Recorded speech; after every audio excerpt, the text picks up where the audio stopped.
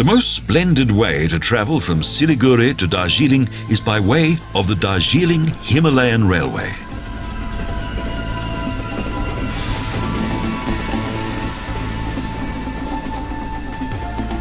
A train journey into the world of the Himalayas. Our unique train journey begins in Siliguri, a vibrant city located within the Terai Plains of North Bengal. The railroad travels through the town, and we soon arrive at a forest at the foot of a mountainside.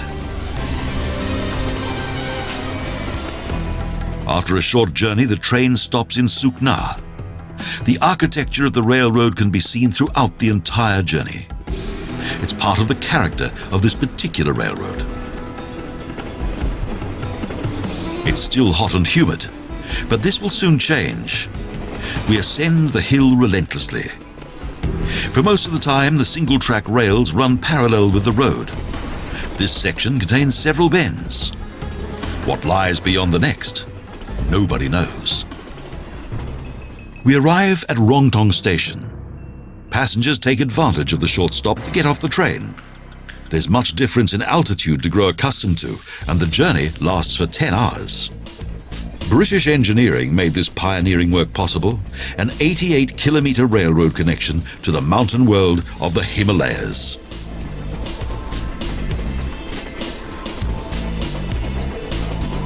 The idea was to transport the world-famous tea of the same name from Darjeeling quickly, economically, and safely to the coast from where it was shipped to the United Kingdom. Since 2002, the toy train has been pulled by a diesel engine.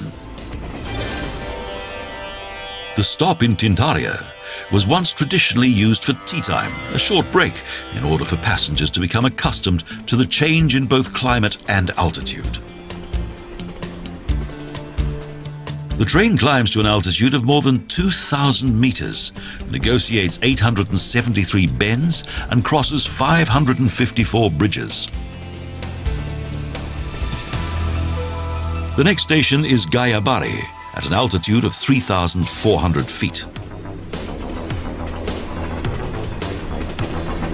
Next, we encounter the downward traveling train. This means that we're halfway on our journey. A slight maneuver is necessary. The two trains do not always meet at the same location. Then we arrive at Mahanadi Bazaar. This station is situated 4,000 feet above sea level.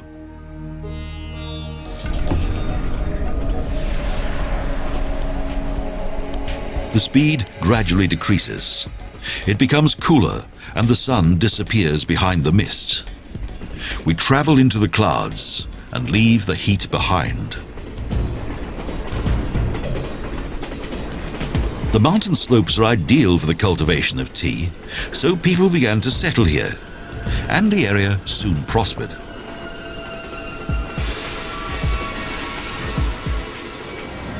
Kurseong lies at an altitude of 4,864 feet. It's an early example of a hill town, and one of many locations once used by the British as a summer retreat. Close to the station is the only junction with traffic control.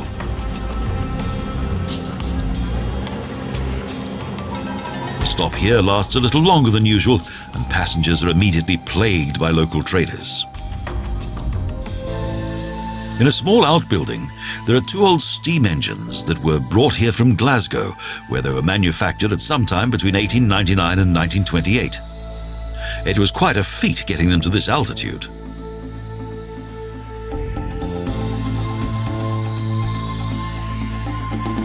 A number of new passengers have seated themselves in the tiny carriages, and the journey continues to wind its way through the town. When there was less traffic, it was far less dangerous than it is today.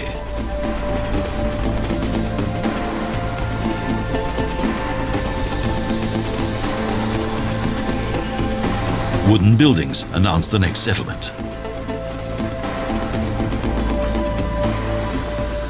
At an altitude of 5,656 feet, Tung Station is small and tranquil. Unafraid of the train, hens peck the rails and tiny children play. The buildings are typical of this mountain region. There's an old building nearby, once an official post office. Large billboards advertise this region of tea plantations. The train continues. Again and again, packed jeeps overtake when possible, and young people run alongside the train and hold on to the carriages.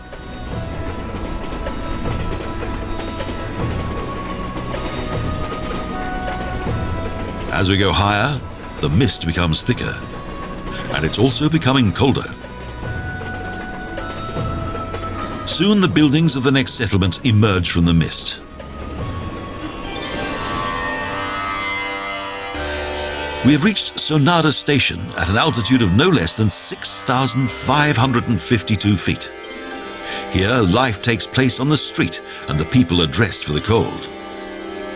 In this region settled Bhutia, Tibetans, Lepcha and Nepali, a unique mixture of mountain people who are a fine example of people who've learned to live together in harmony. The stupas of a Tibetan monastery complex lie alongside the rails and can be seen from the train. Religion plays an important role in the daily life of the people.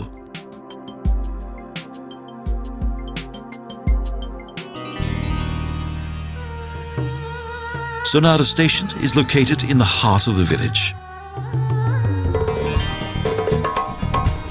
But we travel further. We brush past the buildings. It's even possible to touch them through the windows. The mist becomes thicker. It's difficult to see the depth of the abyss that flanks the line.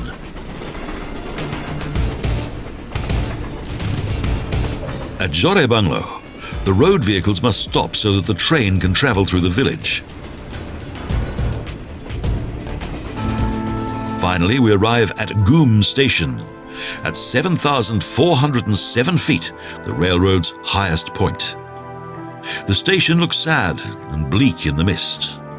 From here, there are trips to Tiger Hill, to a vantage point at 8,497 feet above sea level.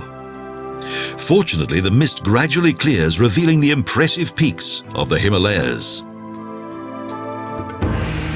Without the mist, Ghoom looks totally different, and life returns to its pretty buildings and lanes.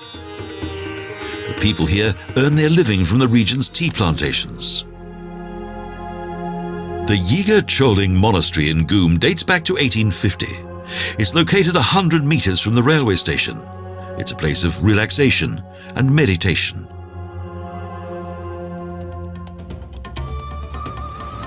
When the train is gone, jeeps and taxis crowd the narrow street.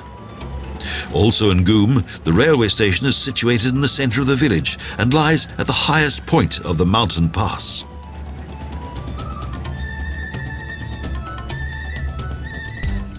From here, the train makes its descent to Darjeeling, and the mist returns. The Batazia Loop leads round a hill in the center of which is a memorial. So a large difference in altitude was overcome. Long bends lead the train towards its final destination. And now Darjeeling, the final destination of our journey. From the hot Siliguri and the lowlands up into the cool mountains at more than 6,890 feet. Thank you to the Darjeeling Himalayan Railway for a unique journey, and one which will not easily be forgotten.